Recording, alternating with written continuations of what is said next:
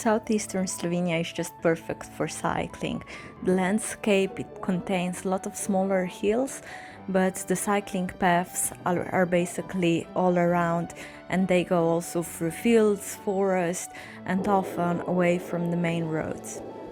The best periods to come here is spring or autumn, when everything is blooming, but also because of a mild climate, also the summers are not too hot. It's a perfect combination if you want a good mix between relax, because there are a lot of spa places here around, and being a little bit active as well. Today we started our journey in Rogaška Slatina, and we took the cycling path through Vonarje all the way to the monastery of Olimje.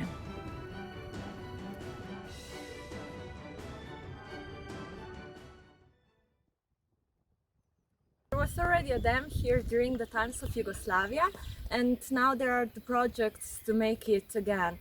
So the area will be ready for swimmers, for everyone that wants to go also with the kayaks, and I can't wait for the project to be over.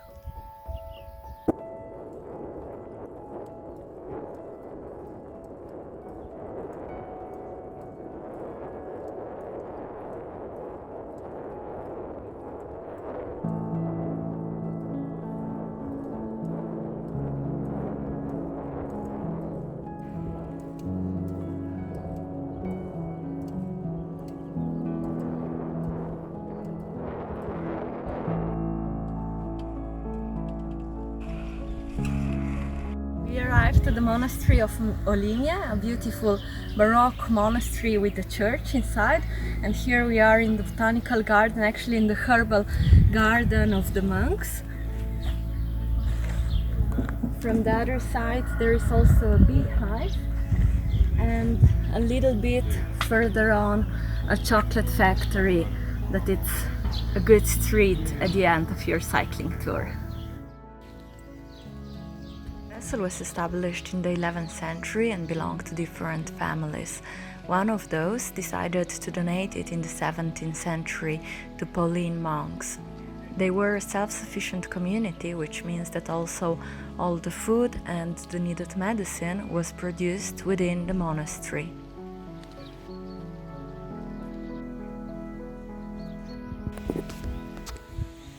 So that's the chocolate factory. It's not exactly a factory, they're making all the chocolates by hand.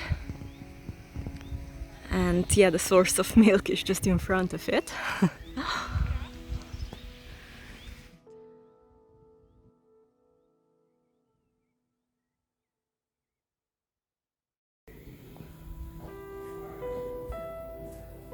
So that's one of the most incredible altars that you are going to see in Slovenia.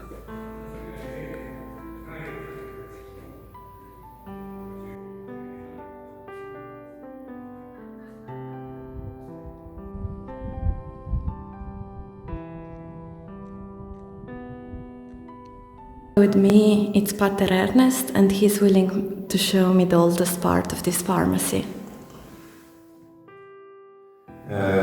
The first monks who lived here in Olimje were monks of St. Paul, who came here from Lepoglava in 1663 and remained here for 120 years until 1783. And in this room they had their pharmacy. In their rule was written that each monastery had to have a room for the sick people, for the friars. The monks painted this room, and thanks to these frescoes we know for sure that the pharmacy was here and nowhere else. And today some think that this is the third oldest preserved pharmacy in your religious pharmacy. So even if you are cycling on a very hot day and you are worried about being dehydrated, don't worry too much about it. The friendly inhabitants will always show you the source of water where you can fill up your water bottles.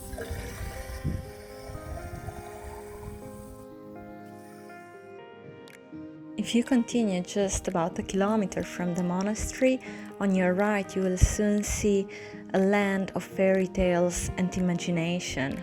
This is a collection of fairy tale creatures, heroes, witches, legends from Slovenia and from abroad. It's a magical forest. And we are cycling on the border with Croatia. Basically, at the other side of this field is already Croatia, and there it's the spa of Atomske Toplice or Olimje. They won 7 times in a row the award of being the best spa center in Slovenia.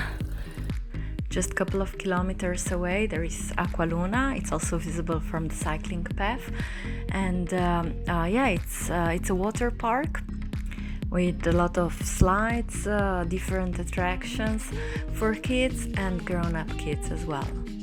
If you continue just a little further from the magical forest, you will come to the deer ridge or Jelenov greben. The deers here are used to the human contact, so you can pet them.